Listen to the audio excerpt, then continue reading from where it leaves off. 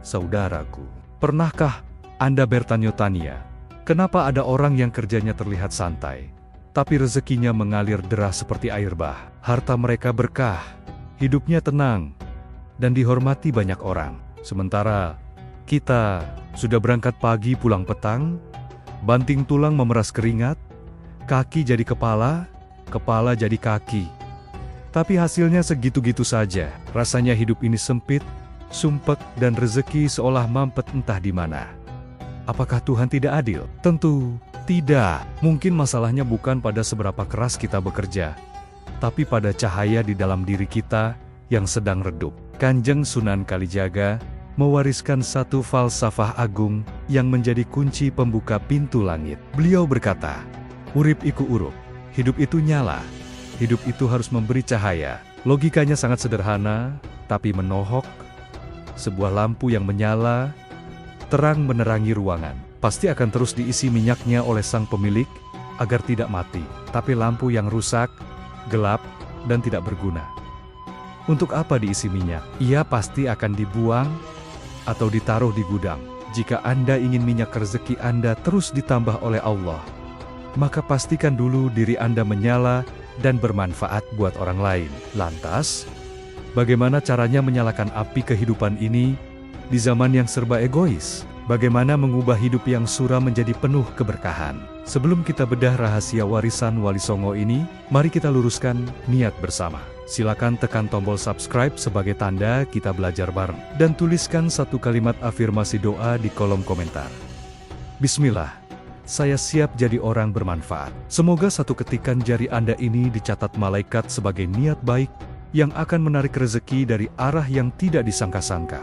Sudah siap? Mari kita mulai menyalakan pelita hati, sahabat jendela azmi yang dirahmati Allah. Mari kita selami lebih dalam samudra kearifan Jawa ini. Kalimat urip iku urup terdengar sangat sederhana, hanya terdiri dari 3 kata, berima indah dan mudah diucapkan. Namun, di balik kesederhanaan itu, tersimpan sebuah rahasia kosmologi yang menjadi pondasi utama keberadaan manusia di muka bumi. Secara bahasa, urip artinya hidup, bernyawa, bergerak, sedangkan urup artinya menyala, bercahaya, atau dalam konteks api, ia adalah hidup yang berkobar. Jadi, Kanjeng Sunan Kalijaga ingin menampar kesadaran kita bahwa sekadar bernapas, sekadar makan, sekadar bekerja, dan sekadar punya anak, itu belum disebut hidup dalam arti sejati. Hewan di hutan pun makan, tidur, dan berkembang biak. Jika manusia hidupnya hanya untuk memuaskan perut dan ambisi pribadinya saja, lantas, apa bedanya kita dengan makhluk yang tidak berakal? Urup bermakna bahwa keberadaan kita haruslah seperti api atau lampu. Coba perhatikan sifat api. Api tidak pernah dinikmati oleh dirinya sendiri. Lampu jalan tidak pernah menggunakan cahayanya untuk melihat dirinya sendiri. Cahaya itu ia pancarkan keluar. Ia berikan kepada sekitarnya. Ia menerangi jalan bagi orang yang tersesat. Ia memberikan kehangatan bagi orang yang kedinginan. Ia menjadi penunjuk arah bagi mereka yang kebingungan.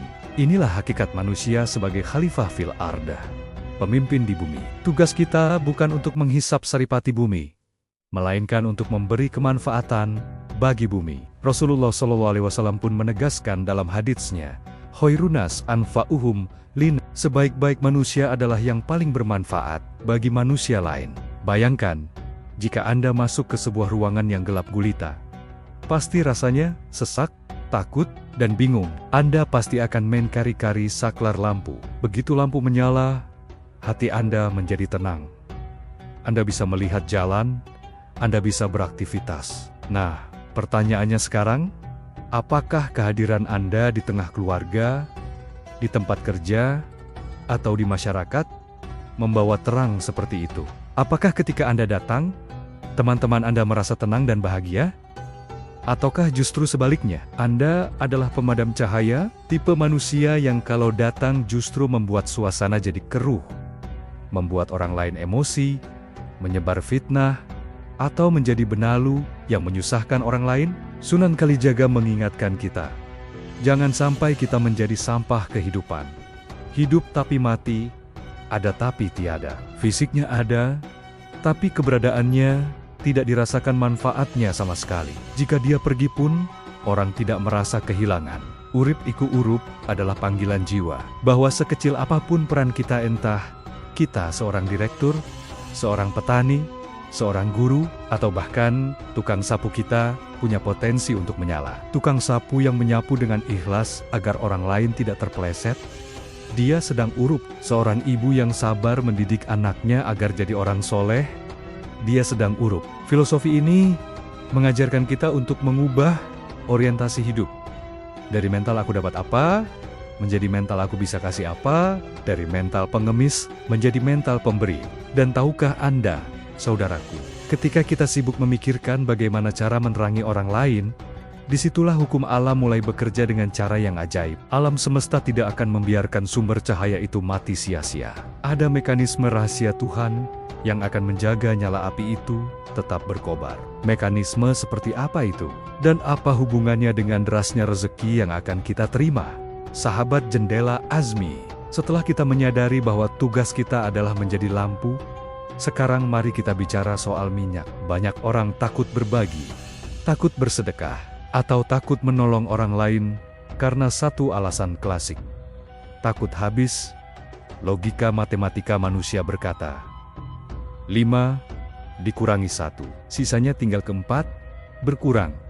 Kalau harta saya pakai untuk bantu orang, ya harta saya menyusut. Nanti saya makan apa? Nanti masa depan saya bagaimana?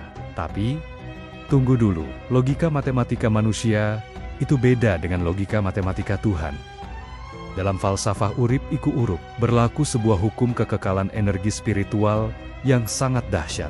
Mari kita pakai logika sederhana saja. Bayangkan Anda adalah pemilik sebuah rumah besar. Anda memiliki 2 buah lampu pelita. Lampu A, nyalanya sangat terang. Ia menerangi ruang tamu, sehingga tamu-tamu Anda nyaman, anak-anak Anda bisa belajar, dan Anda bisa berjalan tanpa menabrak meja. Lampu ini sangat bermanfaat. Sedangkan lampu B, nyalanya redup, kaca lampunya hitam tertutup debu. Ia hanya menghabiskan tempat dan tidak memberi manfaat apa-apa. Pertanyaannya, ketika minyak di kedua lampu itu mau habis, lampu mana yang akan Anda prioritaskan untuk diisi ulang minyaknya? Apakah lampu B yang redup itu? Tentu tidak. Buat apa membuang minyak mahal untuk sesuatu yang tidak berguna? Anda pasti akan buru-buru mengambil jerigen minyak, lalu menuangkannya sampai penuh ke lampu A. Kenapa? Karena Anda butuh cahayanya. Anda tidak mau lampu A itu mati. Nah, saudaraku, begitulah cara Allah memandang rezeki hambanya. Allah adalah pemilik semesta alam ini, dan rezeki itu adalah minyaknya. Sedangkan kita adalah lampunya. Jika hidup Anda bermanfaat, Anda sering membantu janda tua, Anda membiayai sekolah anak yatim, Anda meringankan beban hutang teman, tenaga Anda dipakai untuk memakmurkan masjid, makan posisi Anda di mata Allah adalah lampu A. Allah berkepentingan agar Anda tetap kaya. Allah tidak rela jika Anda jatuh miskin. Kenapa? Karena kalau Anda miskin, banyak orang yang akan susah, banyak kebaikan yang akan macet. Maka, sebelum harta Anda habis, Allah akan segera menuangkan minyak rezeki baru dari jalan yang tidak disangka-sangka. Dicurahkan lagi, dan lagi. Inilah rahasia. Kenapa orang-orang yang dermawan, para filantropi, para kiai yang ikhlas, hidupnya tidak pernah kekurangan. Hartanya seperti mata air, diambil 1 ember, keluar 2 ember, karena mereka sudah menjadi saluran pipa rezeki Allah. Sebaliknya, perhatikan orang yang pelit, orang yang hidupnya egois, medit, hanya memikirkan perutnya sendiri. Dia adalah lampu B. Cahayanya hanya untuk dirinya sendiri. Maka Allah pun akan berpikir, untuk apa aku titipkan harta banyak pada orang ini? Toh harta itu cuma akan ditumpuk, tidak mengalir ke hambaku yang lain, malah jadi penyakit. Maka jangan heran jika keran rezekinya disumbat, atau kalaupun dikasih banyak, harta itu tidak membawa ketenangan, justru membawa musibah supaya habis. Jadi, saudaraku, mulai hari ini, berhentilah mengejar rezeki dengan cara mengemis atau serakah. Tapi, kejarlah rezeki dengan cara memperbesar wadah manfaat. Fokus saja memperterang nyala api Anda. Fokus saja melayani umat, melayani keluarga, melayani sesama. Biarkan Allah yang pusing memikirkan suplai minyaknya. Itu bukan urusan kita, itu urusan Sang Maha Kaya. Tugas lampu hanyalah menyala, bukan memikirkan stok minyak. Namun, hati-hati. Ada satu jebakan fatal. Banyak orang ingin menjadi terang, tapi caranya salah. Alih-alih menjadi matahari yang abadi, mereka malah memilih menjadi lilin. Mereka menerangi orang lain, tapi dirinya sendiri hancur lebur dan musnah. Apa maksudnya? Dan bagaimana agar kita tidak terjebak dalam pengorbanan yang konyol ini?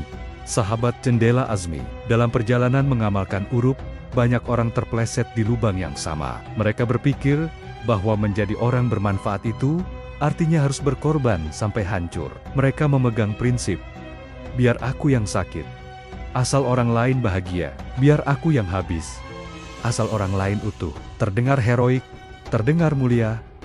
Tunggu dulu, dalam kacamata makrifat, itu bisa jadi adalah jebakan ego yang halus. Itulah yang disebut mentalitas lilin. Coba lihat lilin, dia memang memberikan cahaya di tengah kegelapan. Tapi coba lihat nasib badannya, perlahan-lahan dia meleleh. Dia menangis meneteskan air mata parafin. Tubuhnya semakin pendek, semakin habis, dan akhirnya mati. Dia menerangi orang lain dengan cara membunuh dirinya sendiri. Banyak orang baik yang berakhir stres, depresi, sakit-sakitan, atau bangkrut karena mentalitas ini. Mereka memberi karena tidak enakan.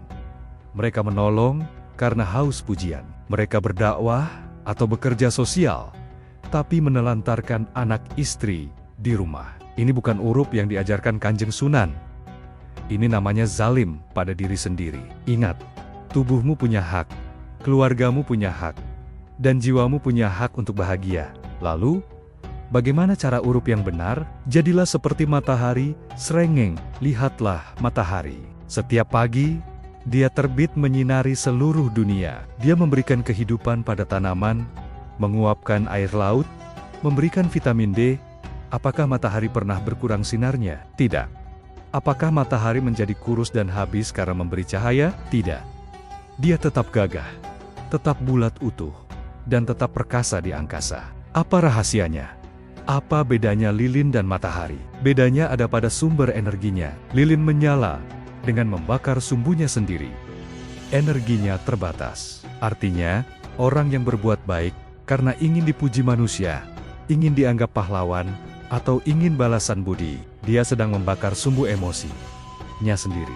Begitu tidak dipuji, begitu dikhianati, dia langsung padam, kecewa, sakit hati, burnout. Sedangkan matahari, dia menyala karena reaksi fusi nuklir yang dahsyat di intinya yang diberikan oleh Tuhan.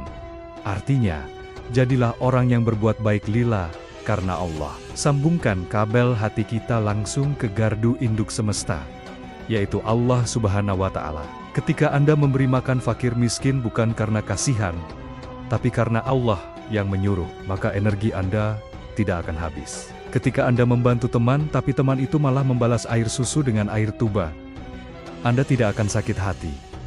Kenapa? Karena Anda tidak bertransaksi dengan teman itu. Anda sedang bertransaksi dengan Allah. Dan Allah tidak akan pernah mengecewakan hambanya. Jadi saudaraku, cek lagi niat kita. Apakah selama ini kita lelah berbuat baik? Apakah kita merasa dimanfaatkan orang? Jika iya, berarti kita masih jadi lilin. Matikan mental lilin itu sekarang. Jadilah matahari yang memberi tak harap kembali, yang tetap bersinar terang, meskipun mendung menutupi. Atau meskipun orang-orang menutup jendela, tidak mau menerima cahayanya. Matahari tidak peduli. Dia tetap bersinar, karena tugasnya adalah menyala, bukan mengemis penerimaan.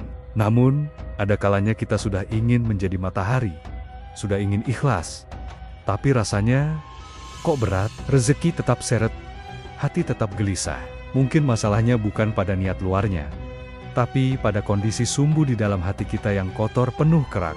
Sahabat Jendela Azmi, pernahkah Anda melihat lampu teplok atau uplik zaman dulu? Kadang-kadang, meskipun minyak tanah di tabungnya masih penuh, tapi nyala apinya kecil sekali, redup, bahkan seringkali mati sendiri. Kenapa bisa begitu? Padahal, minyaknya rezekinya ada. Masalahnya ternyata ada pada sumbunya. Sumbunya sudah menghitam, penuh dengan arang, dan berkerak tebal. Kerak hitam itulah yang menghalangi minyak untuk naik ke atas ditarik oleh api. Akibatnya, api tidak mendapat suplai makanan. Ia megap-megap, lalu mati. Dalam diri manusia, sumbu itu adalah hati atau kolbu. Banyak dari kita yang mengeluh, "Ya Allah, saya sudah sholat duha, saya sudah kerja keras, tapi kenapa rezeki saya seret? Kenapa uang lewat? Cuma numpang sebentar." Coba cek sumbu hati kita, saudaraku. Jangan-jangan sumbu itu sudah tertutup kerak-kerak dosa yang tebal, yang membuat aliran rahmat Allah tidak bisa masuk. Apa saja nama kerak hitam itu? Yang pertama dan paling berbahaya adalah iri dan dengki hasad. Ini adalah penyakit hati yang paling efektif mematikan rezeki. Kenapa? Karena iri hati itu ibarat kita memprotes pembagian Allah. Saat melihat tetangga beli mobil baru, hati kita panas. Saat melihat teman naik jabatan, dada kita sesak. Secara energi, ketika kita membenci kebahagiaan orang lain, semesta akan menangkap sinyal bahwa kita membenci kebahagiaan, maka kebahagiaan pun akan menjauh dari kita. Yang kedua adalah pelit sesil. Sifat kikir ini ibarat simpul mati pada selang air. Kita ingin air mengalir deras dari keran, tapi selangnya kita injak, kita ikat rapat-rapat, ya tidak akan keluar airnya.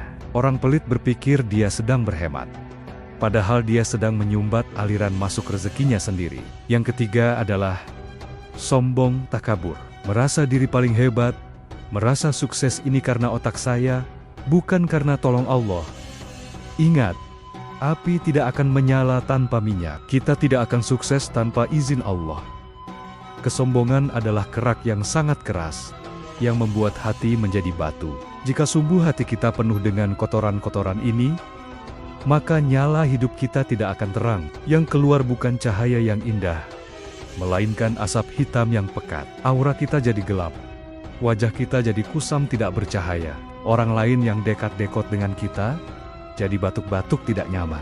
Rezeki pun enggan mendekat pada tempat yang kotor dan pengap. Maka, satu-satunya solusi jika rezeki sedang mampet, adalah potong sumbunya.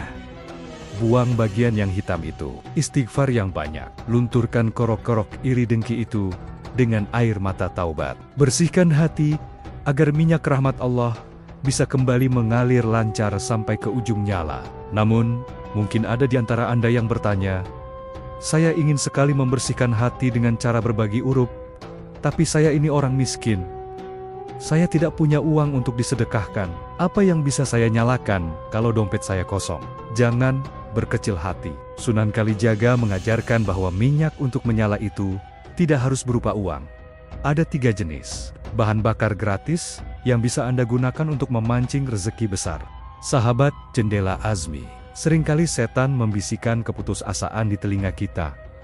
"Ah, kamu itu orang kecil, gajimu pas-pasan, hutangmu banyak. Mana bisa kamu mengamalkan urip iku urup, urus diri sendiri saja susah, sok-sokan mau menerangi orang lain." Hati-hati, saudaraku, itu adalah tipu daya. Agar kita berhenti berbuat baik, ingatlah, Tuhan kita Allah Subhanahu wa Ta'ala itu Maha Adil.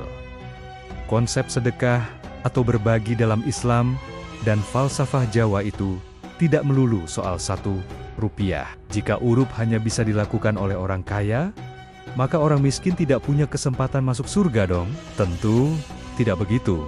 Kanjeng Sunan Kalijaga mengajarkan bahwa api kehidupan itu bisa dinyalakan dengan 3 bahan bakar alternatif.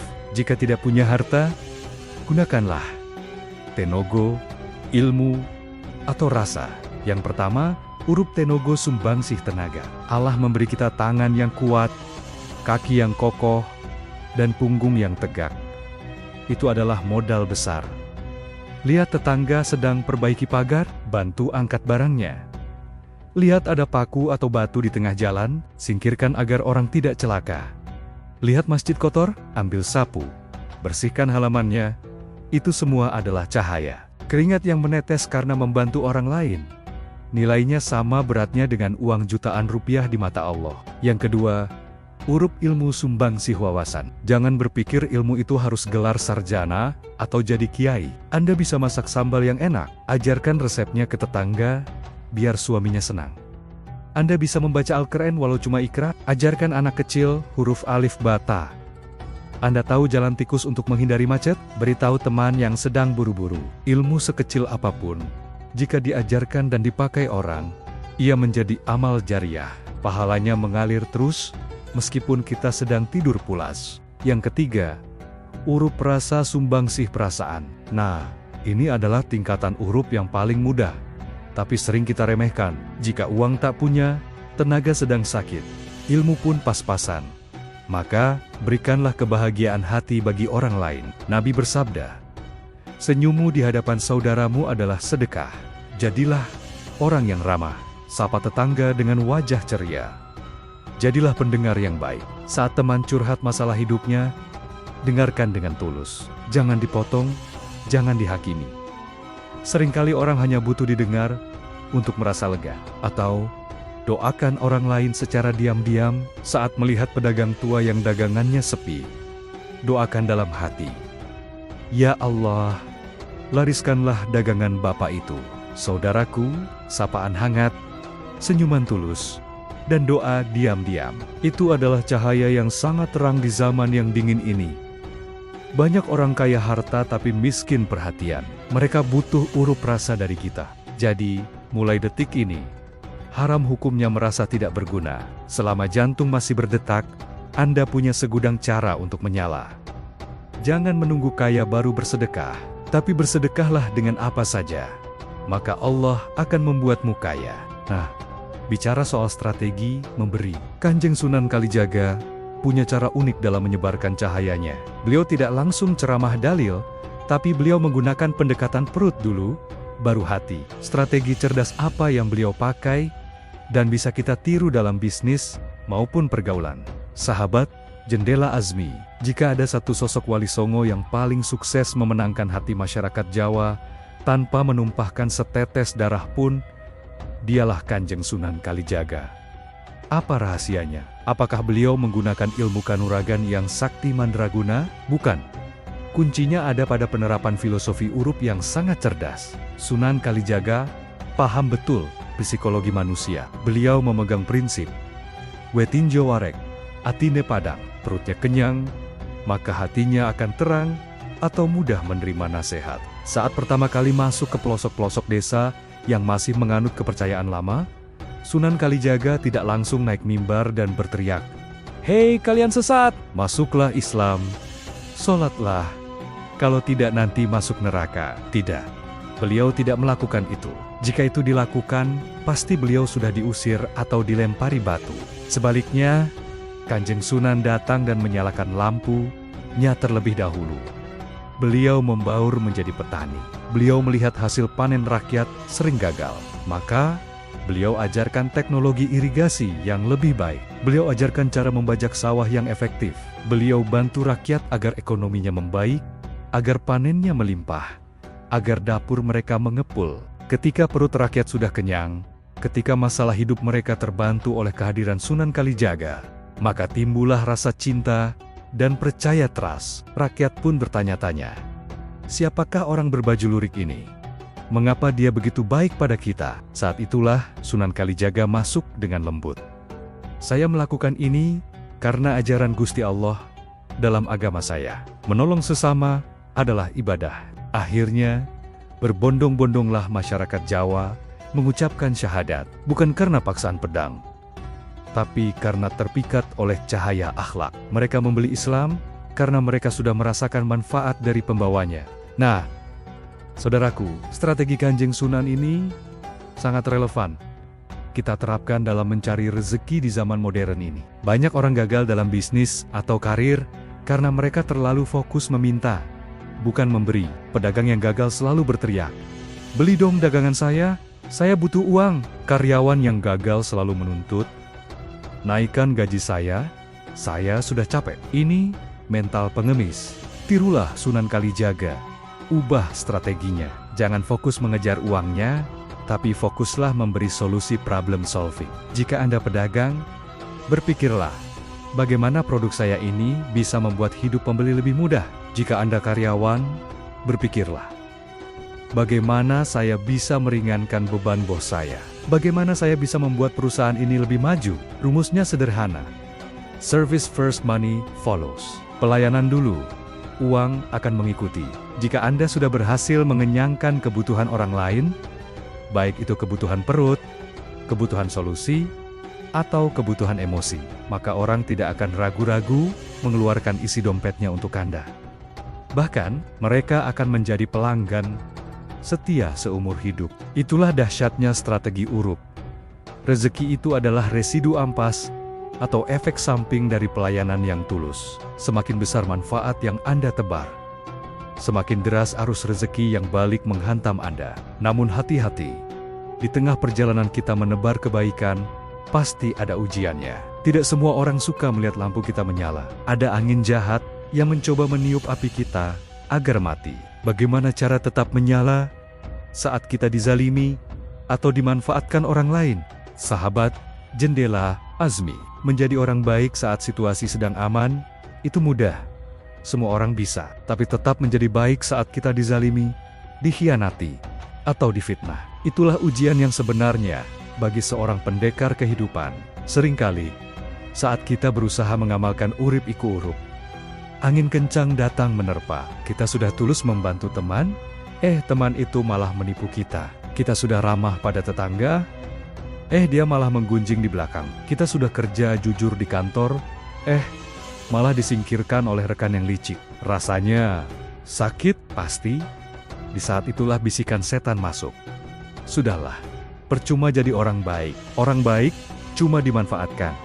Mulai sekarang, aku mau jadi orang jahat saja, biar ditakuti. Saudaraku, berhati-hatilah jika kalimat itu terlintas di benak Anda. Berarti angin jahat itu telah berhasil memadamkan lampu Anda. Ingatlah satu falsafah Jawa kuno yang sangat sakti, warisan para leluhur kita, Suro Diro Jayaningrat, Lebur Dening Pangastuti.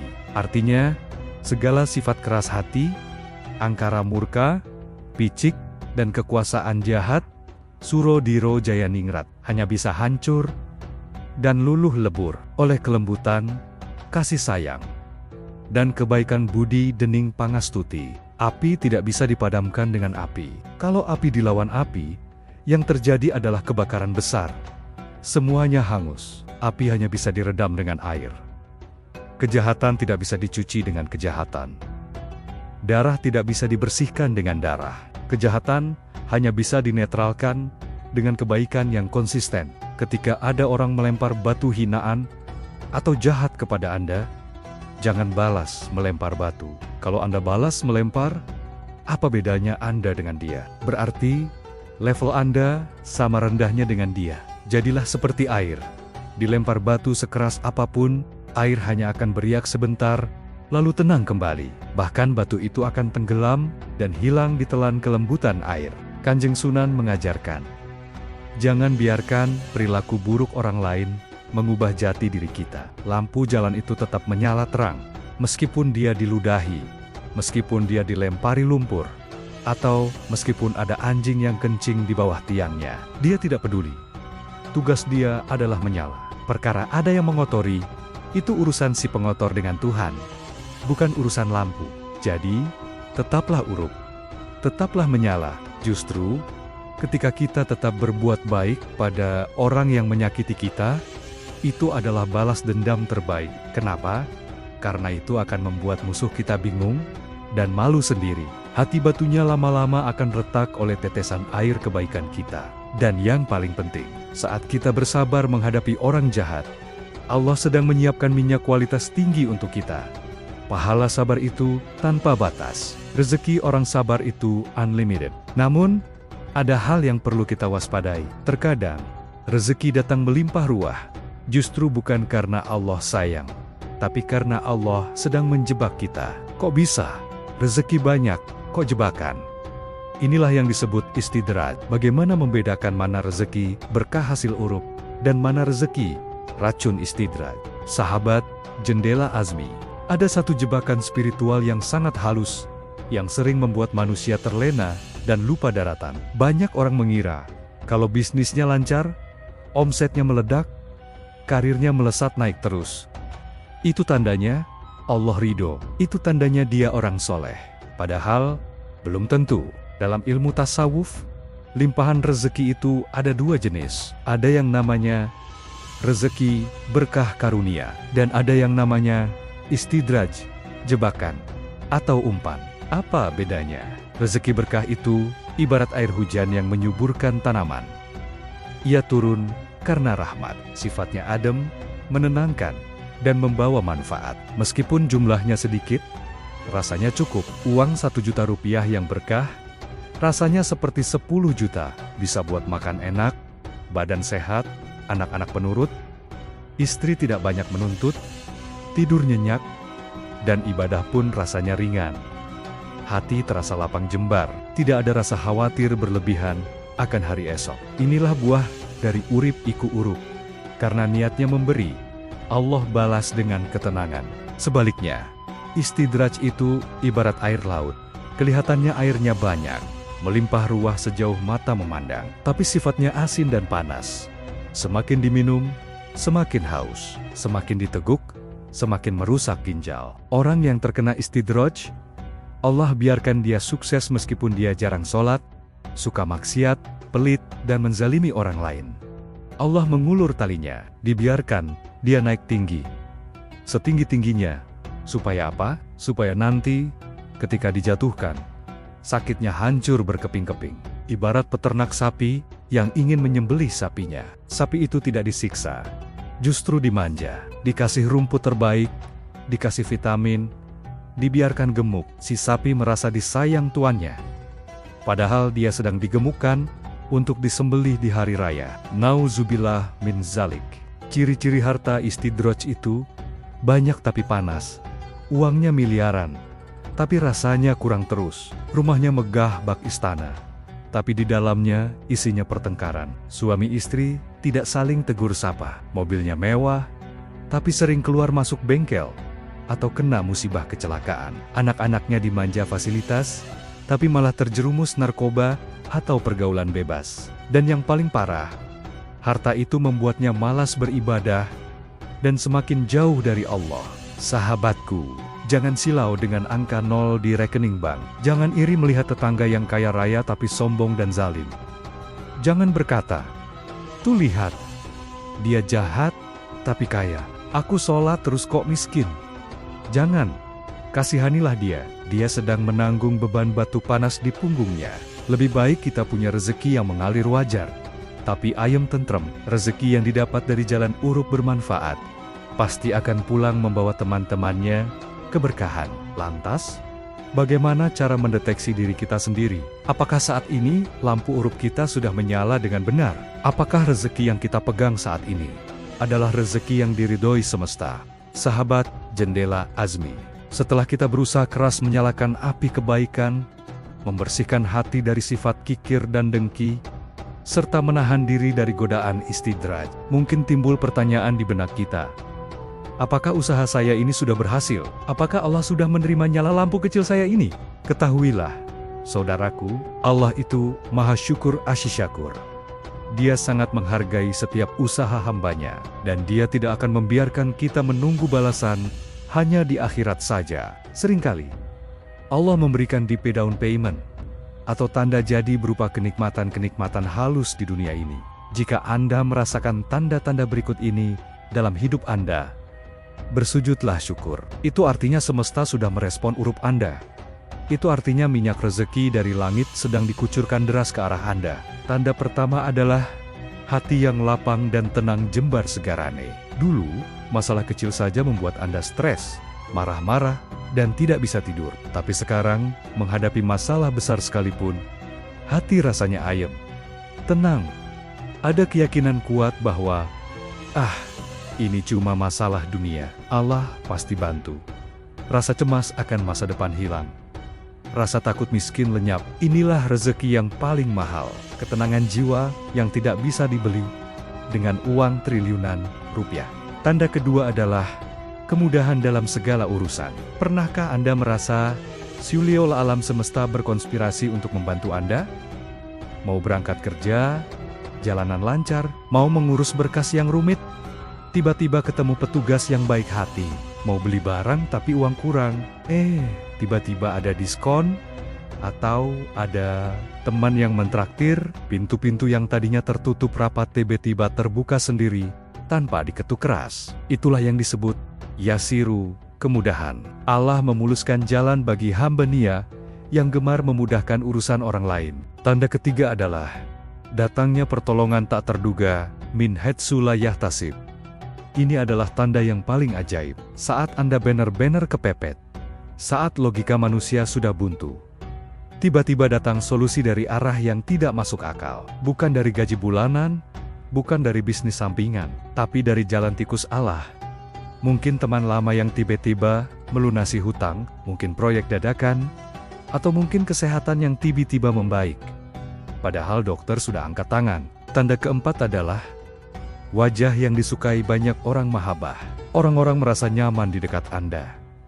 Anak kecil suka mendekat hewan-hewan, tidak lari saat Anda lewat. Wajah Anda mungkin tidak tampan atau cantik secara fisik, tapi tampak manis dan bercahaya. Orang lain jadi segan, respect dan sayang kepada Anda tanpa alasan yang jelas. Itu adalah tanda bahwa Allah sudah menanamkan rasa cinta makhluk bumi kepada Anda, karena Anda dicintai penduduk langit. Jika tanda-tanda ini mulai muncul, pertahankan, jangan sampai padam lagi. Tambah terus volume kebaikannya, sedekah lagi, senyum lagi, tolong orang lagi.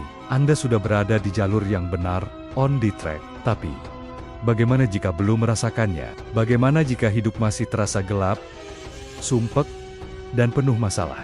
Jangan putus asa. Mungkin sumbu kita masih perlu dipotong sedikit lagi.